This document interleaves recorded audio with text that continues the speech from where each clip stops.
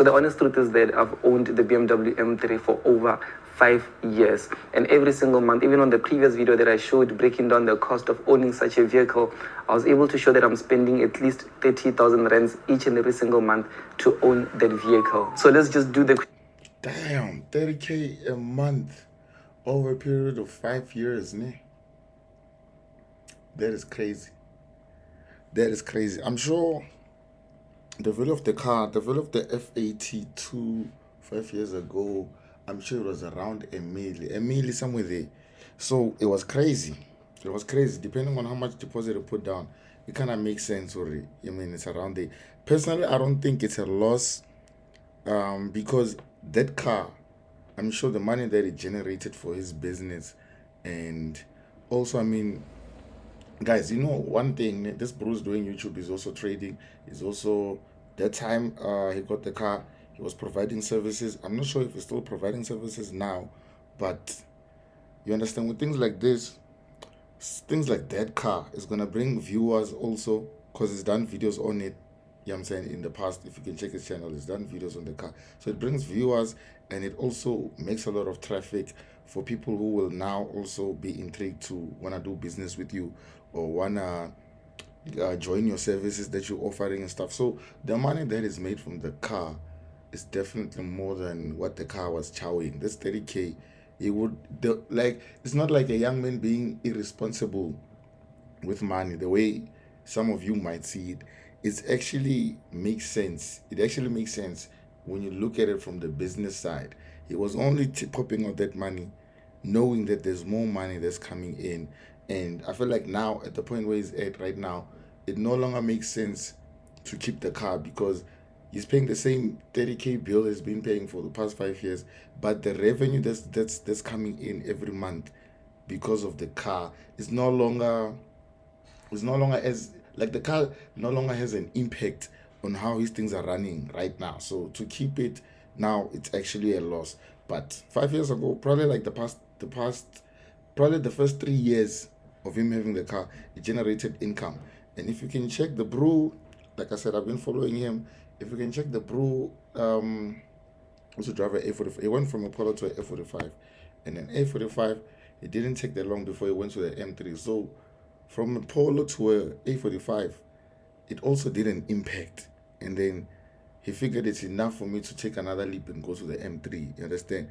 If Forex or this mentorship space still worked the same way, he would have jumped to another car, probably better than an M3.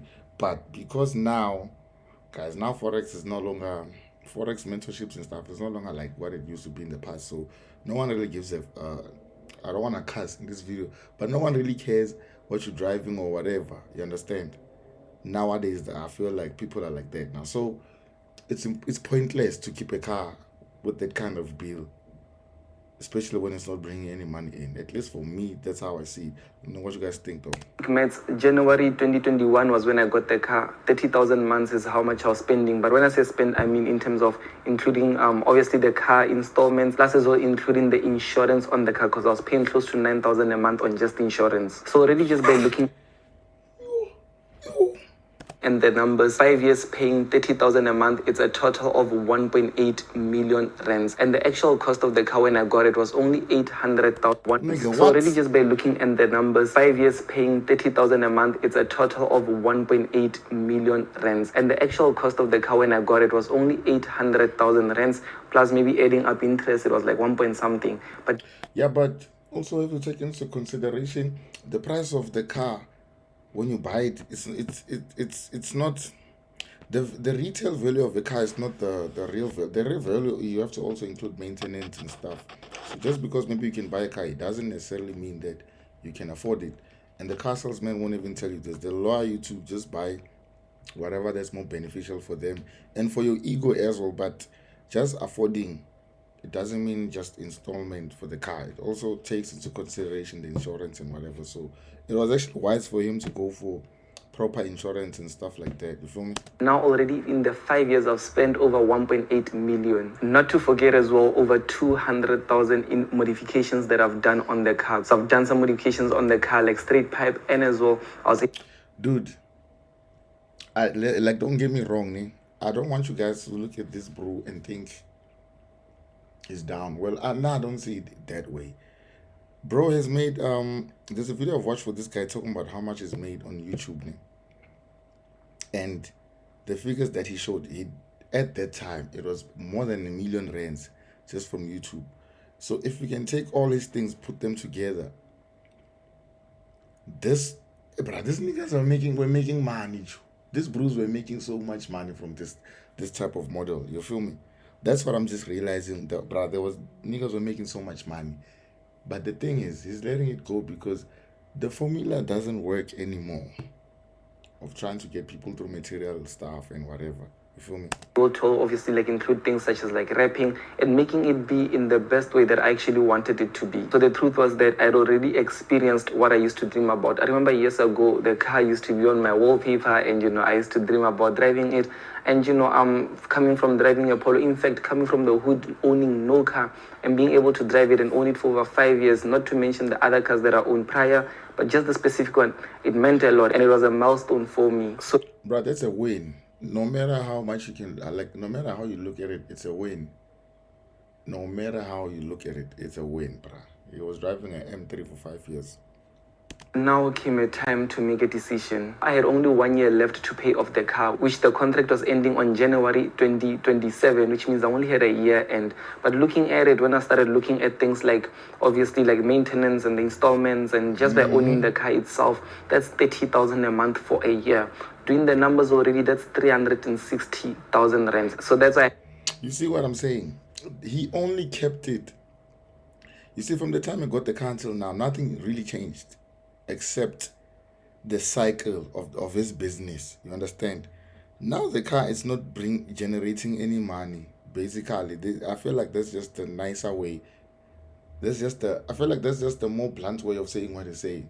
The car's not generating any income for him, so it doesn't make sense to keep holding it and and let it be a money pit. Rather get rid of it. And I feel like because he already paid for 5 years, and the value that it's owing is like 260K or whatever. That car, when you sell it, you can't sell it for how much? You can't sell it for 200K. The car M3 F80s, wrong me if I'm correct, they're going for in the market about 700K to, if they're fresh, you can even get it for like 800, yeah, well. But they retain most of their value fairly well. So this nigga will probably still have $500,000 after he sells the car, and then they give him his part of the pie. For me, it's still gonna be up like 500K, $500,000, give or take 400K. I feel like 400K is like the minimum he can still be having after he sells the car and he pays the bank. It's a win, bruh. It's a win. To sit down and look at, am I willing to go through owning this car for an additional year, which obviously having to pay 30,000 every single month just so I paid off, or should I just maybe sell it for a higher price, be able to just pay off the debt and then get to live my own life? But the honest truth is that these are high performance cars, and when I got this car, it had literally less than 60,000 kilometers on it, and I had already added over 100,000 kilometers, which means that now it was sitting at over 165,000 kilometers. 165,000 kilometers on a M3 27, but it's very few of them in the market. So you see this one, 113,000, it's going for 800K, right? This one is going for 680, 130K. So probably it's gonna sell the car. We can assume the car can sell for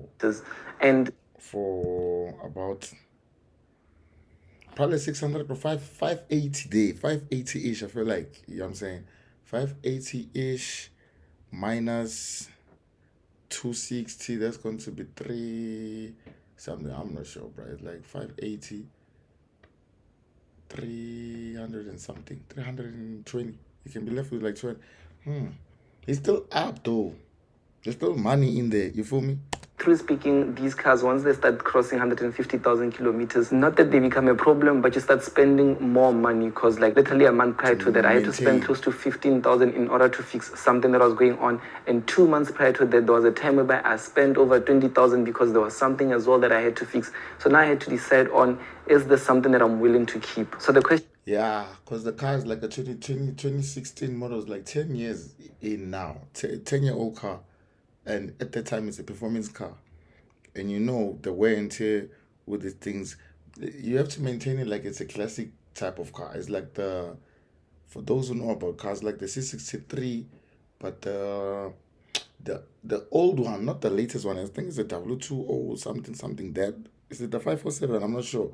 But these type of cars, the maintenance, it becomes more frequent the older they get, and the more, well, let's say the more mileage they put on. It's going to need to fix certain things here and here. The transmission might, I'm saying, just throw up a little bit of error codes and stuff. But earlier on, you won't necessarily see those things as it's under warranty and all this kind of stuff. Now for me was, does it make sense for me to spend 360,000 rands a year on something that I probably do not need? But here's the thing, what I looked at was the opportunity cost. With the 360,000 rands, I could do something that could give me much more better value for money. So now a few days after I reached out to West Bank, I had a tough time. I was by myself thinking about, should I just return it? Should I sell it? Should I keep it? I had those different types of thoughts, and I didn't even know what my year 2026 was looking like, because I didn't even know what I wanted to do for the year, up until something happened, and this shifted everything for me. Literally that exact same weekend, I was involved in a minor incident that nearly costed me my life. So while driving the car, obviously there was a part whereby, I hit something, because the car lost control, and then I hit something. If you look at the image here, the car was a bit damaged on the left side of it. So after that whole incident, if you... Oh. Yeah. Oh. I was about to say, bro, why are you showing the car before you sell it? Only to realize, he already sold the car, so now he can, I'm saying. The car was a bit damaged on the left side of it. So after that whole incident, I had two different options. Either I fix the car and then I remove the wrap and then I get to sell it, or either I just return it like that and then I cut the cost. I remember I reached out to one of the guys to help me remove the wrap. It was actually affordable, and also had other guys to help me fix the car where it was damaged. They came with decent prices. So now I started thinking a bit more on fixing the car instead of actually just enjoying my December time with family. And also during this time was a critical time for me, because I was thinking on what my year 2026 looks like. Do I still want to spend time in South Africa? Am I relocating? I had so many things, I just didn't know what I want. Guys, what's it with niggas leaving SA? Because it's looking, I don't know, bro. It's not a good look right now. I'm saying, well, let me not say right now, but the way traders are vying especially with the Dubai, I'm saying, there's a lot of traders just vying and going to, what's happening there, guys? I don't know, man. But also, I think this thing started with, y'all remember traders there's this one called Mothupi Forex or something. I think it did some stuff or scammed some peoples, and then Dubai. So now it's kind of ruined the stigma when traders, especially when they relocate to other countries, now it just looks like, hey man, it's not a good look, basically. So that's what I'm saying. Wanted to do. So I wanted to really make sure that the December is being spent with family. So whatever choice that I make, I know that from the year after, I've spent the most valuable time with family. So I done it. After a few days, I just woke up and something told me, you know what, speak to these people, give it back and live life. And that's what I done. I actually reached out to one of the people that they assigned me to. You can simply see here. And then I was like, okay, bro, let's just meet up so that I can give you the car. And I did meet up with them, and he did mention to me, gave me the whole process of, if you decide otherwise in the next 10 days, you can take the car back, and, you'd have to pay this. And, a lot of process and systems behind, that whole process of it. And they even mentioned that the car is going to be auctioned from the 15th of January, because that is when, the banks have opened, because obviously it was December time. And from there, luckily we met up. I gave him the keys, I gave him the car. And what was funny is that, he shook my hand, and he's like, not most people can do what you done. And I was like, I don't understand. It's like, no, man, normally people, we have to chase them and fight them and, literally follow them wherever in order to just get these cars. And you literally reached out to me, and then you literally just came the next day. You didn't waste time. You're one of the first people that done things like this. And for me, I didn't understand, because at the same time, like, it was a sad day for me. Like, I loved that car, I grew up with it, and I've started driving that car when I was like, what, 22 years old. So now it felt like a significant part of me, and I was like, now giving it away. But what happened is that literally as soon as I met up with them and then I gave it away, I felt some sort of relief. I felt some sort of, because all those previous nights, I had late night thoughts. Like, I had thoughts of, what should I do? Should I sell it? Should I not sell it? I had all these thoughts. But literally, Bruh, if it's putting a financial strain on you, that's probably the reason why you're gonna feel a sense of relief. But also, guys, it's not worth stressing over something like a car, bruh. Me, the way I'm just looking at it from this lens of what I'm saying. The car generated so much money, and at this time, it's not useful to him anymore. And to come to terms with the fact that, you know what I'm saying, you bought a sports car, especially for us guys, man. To come to terms with, like, but I need to let this car go because it's chowing money. Understand? That's the part that's not easy. And bruh, these cars, ne, the F80s and stuff, and actually I know from what I've heard, ne, the parts, get the carbon fibers there, get the everything, you know what I'm saying? So get the carbon fiber lips, carbon fiber diffusers, exhaust systems, carpovage and all those things. Bruh, if you bust a lip, a front lip, you have to pay there 10K, 12K with labor, somewhere around there. And bruh, everything there, it needs money. So once it gets to a point where it's doing a financial strain on you, you gotta let it go, bruh. And it's not easy, but that's just what it is. You know what I'm saying? But let's not forget. That's what I'm saying. Let's not forget, bruh. The car generated so much money for the boy. That's all I'm gonna say. And I see the situation as a win because just by the fact that the car is still moving and everything, they do retain some of their value, especially with the F82 M3s. So he got some money out of it also. You understand, as a backup. So not only does the car help his business, help his YouTube, but also it kind of retains some of the value that it has, or more than half of the value of the car, I'm sure, or about. Well, it's gonna sell for more than half of the value of the car, which the car, if it costs a million, more than 500K, that car is gonna sell. But now, because he has to pay out also the amount the outstanding amount he was owing, but it's still gonna have 300K there chilling or more. You understand? So we're gonna have 300K or more chilling there, which now we can figure out what to do for the rest of the year with no pressure of having to fix a car or this and this or 30K at the end of the month. Yo, bruh, me, I don't know, bruh. 30K at the end of the month, something I can't imagine. You understand? I can be reckless with my money too, but I don't know, man. I just don't like the idea of a debit order chowing like ridiculous amounts of money. That's my chat. I'm just not like, I just can't put my head around that at this moment. Bruh, man is only 29 years old. I'm not trying to have gray hair by the time I'm like, you know what I'm saying? In the next 2 years, I'm like, bruh, I'm not trying to look 40 when I'm 30, is what I'm saying. And I don't know, some of the things they just take having a ridiculous amounts of balls because I've been in situations where I wanted to do that, but I was like, bruh, yo, month end, imagine now it's like when my 15 bands out. Now insurance is like, also he said insurance is 9,000. Yo, no, now I must prepare myself for every month and I have to faint first. You know what I'm saying? I just know I'm gonna faint. Once you go there, you see that notification, money out, money out. I just faint in time, bro. So that's the thing with me. But I understand this perspective.